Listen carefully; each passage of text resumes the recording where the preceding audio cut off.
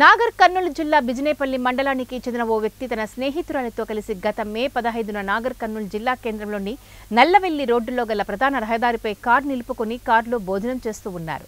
దీంతో విధుల్లో ఉన్న ఒక కానిస్టేబుల్ ఫోటోలు తీసి కారును అభ్యంతరకర స్థలంలో నిలిపారంటూ కారులో ఉన్నది ఎవరు అంటే గద్దించి వారిని కొత్త చట్టాల పేరుతో భయభ్రాంతులకు గురిచేశారు.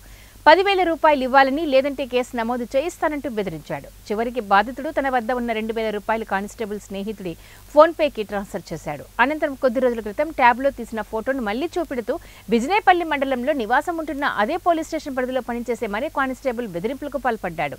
తన వద్ద డబ్బులు లేవంటూ ప్రాధాయపడ్డా విడిచిపెట్టకుండా బాధితుడు ఇంటికి వెళ్లి భార్యకు ఫోటోలను చూపిస్తూ వారి మధ్య అనుమానాలు రేకెత్తించాడు.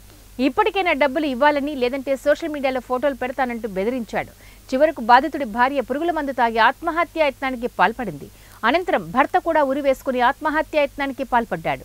వీరిరువురికి పెద్దలు సర్ది చెప్పే క్రమంలో అసలు విషయం వెలుగులోకి వచ్చింది.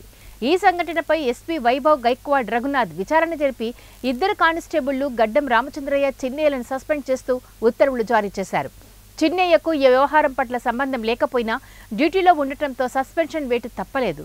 కాగా బ్లూ కోర్టు పోలీస్ సిబ్బంది బెదిరింపులకు పాల్పడి వసూలు చేసిన డబ్బును తమ ఖాతాల్లోకి కాకుండా బినామీల నెంబర్లకు ఫోన్పే, గూగుల్ పే ద్వారా పంపించుకుని ముడావత్ రాము అనే మరో కానిస్టేబుల్ ఖాతాలోకి పంపించుకునేవారు.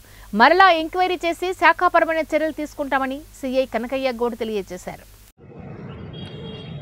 రీసెంట్గా నాగర్ కర్నూలు పోయి పిఎస్ నుంచి పనిచేయు చిన్న రామచంద్రయ్య కానిస్టేబుల్ పైన ఆరోపణ రావడంతో అట్టి ఆరోపణల ఆధారంగా చిన్న మరి రామచంద్రపై రిపోర్ట్ పెడితే దాని మీద ఎస్పీ గారు ఇద్దరిని సస్పెండ్ చేయడం జరిగింది.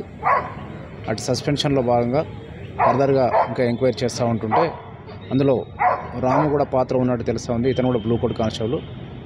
అతనిది కూడా నిర్ధారణ అయితే అతనిపైన కూడా డిపార్ట్మెంట్ మీద చర్యలు తీసుకోవడానికి రిపోర్టు సబ్మిట్ చేయడం జరుగుతుంది.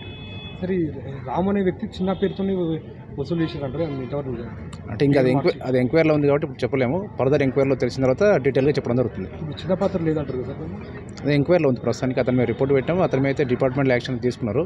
అది ఫర్దర్గా మనకు ఎంక్వైరీలో తెలుస్తుంది. ఒకవేళ అది నిజంగా అతనిపై నిర్ధారణ కాకపోతే మాత్రం మళ్ళీ ఎస్పీ గారికి రిపోర్ట్ సబ్మిట్ చేయడం జరుగుతుంది.